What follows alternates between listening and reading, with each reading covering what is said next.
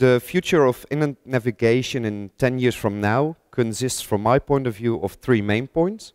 That is one, that inland navigation will be the most sustainable transport modality within the European interconnected supply chain. The second thing is that the exploited potential at the western and eastern part of the European interconnected waterways system will be more fully exploited. And the third thing which also reflects to the activities in HINT, like the work being done on the simulators, especially the ship handling simulators, and the training vessel concept, will lead in the end to a further harmonized and modernized system of professional qualifications, where we are all working on together, and which in the end creates a level playing field for the entire inland waterway sector, especially when it comes to the human factor. This will lead to a fully exploited potential of the sustainable transport modality inland navigation. Ich bin gefragt worden nach der Zukunft der Binnenschifffahrt. Die Binnenschifffahrt hat Riesenpotenzial. Leider hat sie die Politik nicht so im Fokus. Und wenn Sie sich vorstellen, dass heute im Model Split gerade mal die Binnenschifffahrt 5% des gesamten Transportvolumens macht, der LKW immer noch 75%, dann ist das ein systememinentes Problem. Auch alle Neuerungen wie LNG werden nicht unbedingt durchgreifen, weil die Flotte sehr alt ist. Was wir brauchen, das ist der Appell von mir, wir brauchen einfach mehr Politik, die für die Binnenschifffahrt arbeitet. Wir brauchen in Deutschland einen Ausbau der Kanäle, wir müssen die Brücken höher legen, damit wir mehr als zweilagig in die Kanäle fahren können. Und wir brauchen natürlich auch leistungsfähige Containerterminals, die direkt trimodal angebunden sind an die übergeordneten Netze. Und wir brauchen natürlich auch eine vernünftige Zusammenarbeit zwischen den Seaports und dem Hinterland. Punkt.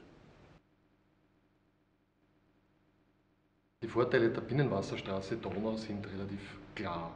Es ist ein Transportweg, der noch nicht überlastet ist, der noch genügend Ressourcen bietet. Was benötigt die Industrie zur besseren Nutzung?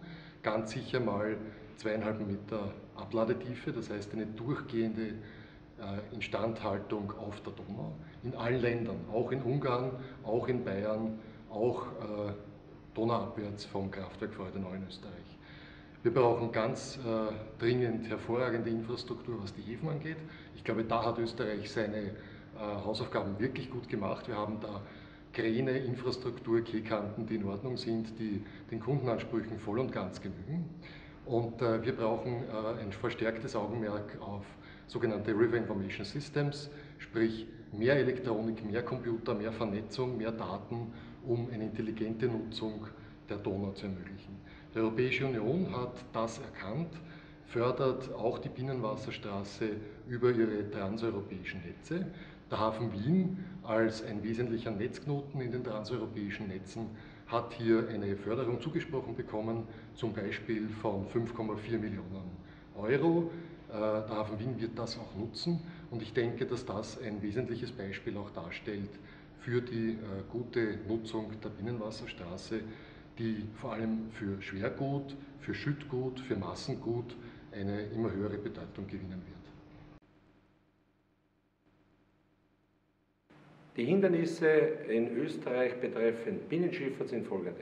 Erstens, wir haben keine durchgehend 2,50 Meter Wassertiefe, damit die Schiffe wirklich auch bei Niederwasser durchfahren können. Zweitens, wir haben das Problem, dass wir die Schleusen keine Koordination haben, wenn sie in Schleusen auf Wartung. Wann werden Schleusen repariert? Das heißt, die Schifffahrtsowner müssen warten und wertvolle Zeit zu verlieren. Und das Dritte, was ist eigentlich leider die fehlende Unterstützung auch der Grünen, die sagen, ja, östlich von Wien, wo wir Bottleneck haben, wo wir von der EU 220 Millionen Euro Subvention bekommen haben, damit man dieses Tal, Wassertal, wenn ich so sagen darf, besser ausbaggern soll. Nein, die sind dagegen, weil dort haben wir eine Vogelart, die eben wegfliegen könnte und man will hier deshalb dieses Investment nicht gehen.